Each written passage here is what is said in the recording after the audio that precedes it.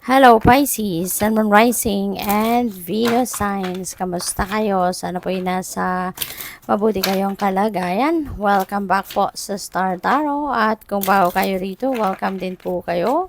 Please subscribe, like, share my videos, and leave me a comment kung nakaresonate kayo. Thank you.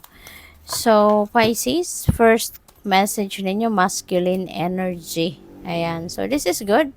Kasi maaari ngayon, you are going to be matapang, matatag, firm, diba? Maaring ano kayo ngayon, baka boss din kayo ngayon sa trabaho, yung ganon. Parang ikaw ngayon yung nagtitimon or magtitimon ng mga sitwasyon, ano, sa paligid mo.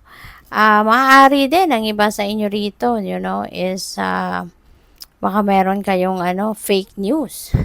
Puwedeng meron dito mga fake news na maririnig kayo, no? Pero sa una, maaring yan ay mapaniwalaan ninyo. Maaring kasi puwedeng very convincing, no, yung delivery ng mga kwentong ito. Kaya maaring mapaniwalaan mo to. But eventually, you will be realizing, no, maaring madidiscover mo din na, oh my God, diba? Maling-mali pala. O ano pala yung finid na impormasyon sa'yo. It's very super wrong, diba? At madidiscover mo din yon na maling-mali talaga ang inakala mo. Distance travel and adventure. Good luck sa'yo, Pisces, kasi maaaring kayo ay magta-travel. No? Maaaring kayo ay mamamasyal, mag-adventure, maybe you're going somewhere na siguro first time ninyong mapuntahan ng mga lugar na to. No? Pwedeng mag-abroad ang iba sa inyo, pwedeng ganon, or maybe a distant part in the country ang pupuntahan ninyo. So, mag-iingat po kayo. Have fun and enjoy. New beginning. Yay! Maganda to. Exciting. Kasi spring season, magsisimula kang magtanim. Magsisimula ka ng bagong ganap dito sa buhay mo. Kaya, exciting yan. So, it could be anything. Diba? Maaaring magsisimula ka na nga mag-travel. Maaaring dati, hindi ka naman nagta-travel. But now, you are going to start. Diba? Magta-travel mode kayo. Pwedeng bagong trabaho yan, bagong negosyo, bagong relationship. It could be anything, no, nasisimulan mo sa ngayon. Kaya good luck sa'yo. Tignan natin kung ano pa ang mga messages para kay Pisces.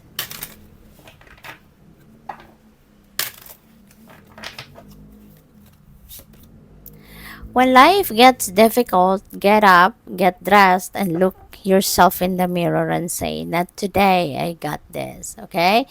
Dapat lagi kayong ganon. Every day, ganon dapat. Diba? That's the spirit. Kasi, lalo-lalo na sa mga panahon na tayo na-challenge, no?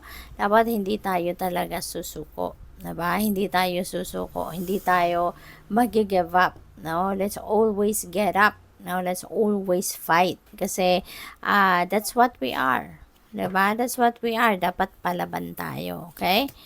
Let go and let God. He's had a plan for you all along. Okay? Kaya wag na nating ipilit.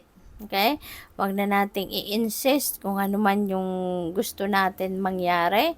If nakikita nyo naman na talagang it's not working, kung ano man ang effort, despite everything na ginagawa ninyo, hindi nagmamaterialize, hindi nag-work, so just let it go.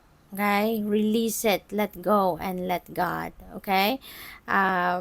Kasi, diba, kung hindi talaga yan naka-align, kung ano man ang gusto ninyo mangyari, if it's not aligned sa plano ng universe para sa'yo, it's not going to happen. Kaya, importante na mag-surrender na lang tayo sa divine, makinig tayo lagi sa kanyang divine guidance, makinig tayo lagi sa ating intuition, and mag-pay attention tayo lagi sa mga signs, symbols, and synchronicities kasi those are guidance para sa atin. And that is going to lead us towards the right path. Okay? So what else? We have your life is a reflection of your thoughts and feelings. Every day, choose joy, gratitude, harmony, and love. Okay? Kaya nga dapat aware tayo and we are always conscious of what we think. No? Kung ano ang iniisip natin, ano ang nararamdaman natin, dapat laging yun ay aware tayo kung anong nilalagay natin sa isip natin. Okay? Dahil yun ang makikita mo eventually sa 3D reality. May 3D reality. Sorry, nabubulol ako. Yun ang makikita mo sa inyong 3D reality eventually. Okay? So, what else? God created you with special talents and gifts. Okay? Embrace your uniqueness, your extraordinary. Always remember that. No? Meron kang special talents, meron kang mga spiritual gifts. Kaya yun ang lagi mong sandalan. Yun ang lagi mong isipin, no? Na meron kang equipped ka, equipped ka para ikaw ay para ma-carry out mo, no? Yung mga dreams mo, mga goals mo, mission mo sa buhay. Okay? So, tingnan natin kung ano ba ang mga messages para sa'yo.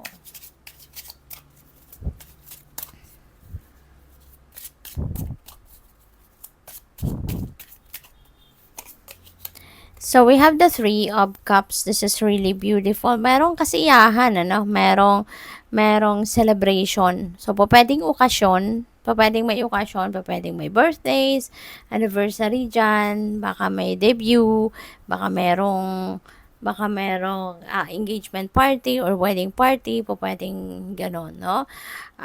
Na-attendan kayo. Possible din na baka meron kayong mga achievements dito and that's what you want to celebrate, no? Pwedeng ganon. So, what else? We have Knight of Swords. Wow, ang daming pagbabagong magaganap dito. At maaaring nagmamadali ka kasi yung paa ng kabayo, talagang parang full force, no? Yung lakas niya sa pagtakbo. So, pwedeng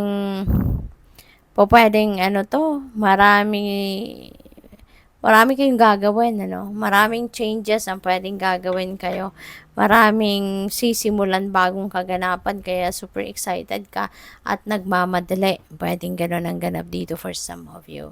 Change is coming, no? At hindi lang ito iisang bagay na magbabago, but there could be a lot of things, no, na gusto mong baguhin sa buhay mo rito. So, we have Seven of Pentacles. Ayan. So, Seven of Pentacles is about, parang it's about waiting for the fruit of your labor, no?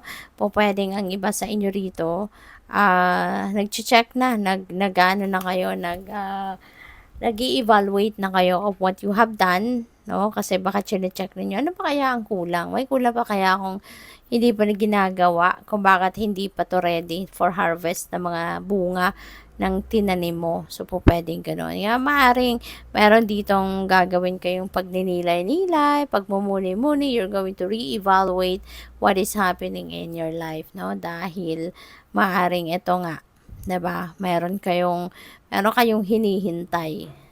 So, we also have the Chariot energy. Chariot is a travel energy. So, definitely, meron talagang biyahe na gagawin ng iba sa inyo. You're definitely going somewhere, no? Pwedeng, ang iba sa inyo, travel by land, no? Ang gagawin. Baka magdadrive kayo, yung ganon. So, Six of Cups, meron, so this is, may travel din dito na energy akong napipick up, Pisces. Baka kayo ay uuwi, no? Yung travel na to, baka you are going to travel home.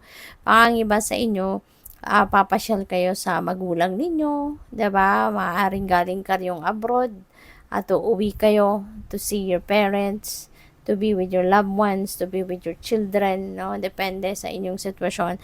So, kasi pwedeng nami-miss ninyo sila, no? Maaaring matagal-tagal na kayo hindi nakakauwi, and this time, maybe you are coming home during this time, or maybe you are making plans at this time na gusto mong umuwi at bumisita. So, good luck. Thank you for watching. Love and light. Namaste.